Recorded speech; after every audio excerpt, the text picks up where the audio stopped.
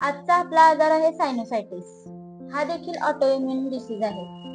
सर्वात आधी आपण जाणून घेऊया सायनसिस म्हणजे काय. सायनसिस म्हणजे चेहऱ्याच्या बोन्स मध्ये असणारी पोकळी. सायनसिसचं काम आहे म्युकस सिक्रेशन. सायनसिस नाकामध्ये म्युकस सिक्रेशनचं काम करतात. धूळ असेल, बॅक्टेरिया असतील, व्हायरसेस असतील ते यामध्ये ट्रॅप होतात आणि सर्दीमधून नाकाद्वारे बाहेर टाकले जातात. हार्मफुल जे घटक असतात ते लंग्स पर्यंत येण्यासाठी सायनसेस रोखतात. हे बॉडीचं डिफेन्स मेकॅनिझम आहे. पण सायनोसायटिस मध्ये काय होतं की सायनसेसच्या लाइनिंगला इन्फेक्शन होऊन सूज येते. सायनसेस ब्लॉक होतात, त्यामुळे म्युकस साठून राहतो आणि सायनोसायटिस होतो.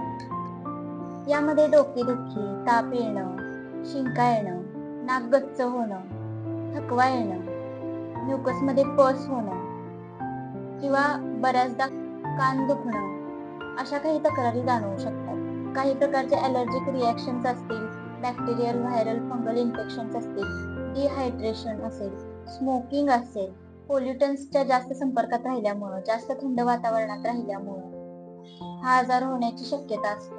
आता डायग्नोसिस यामध्ये कान नाक घशाची तपासणी, nasal swab, nasal endoscopy, nasal CT scan, allergic test अशा प्रकारच्या काही टेस्ट केल्या जातात.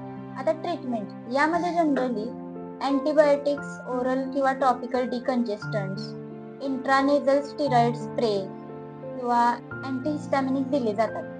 पण एवढे उपचार घेऊन देखील बऱ्याचदा हा आजार बरा होत नाही. यामध्ये बऱ्याचदा सर्जरी देखील करावी लागते. आता आपण बघितलं की हा ऑटोइम्युन डिसीज आहे. बऱ्याच वेळेला एखाद्या गोष्टीचं जास्त प्रमाणात दुःख असणं, राग असणं किंवा हिस्टेरिया अशा प्रकारच्या कंडिशन्स मधून देखील हा आजार होण्याची शक्यता असते.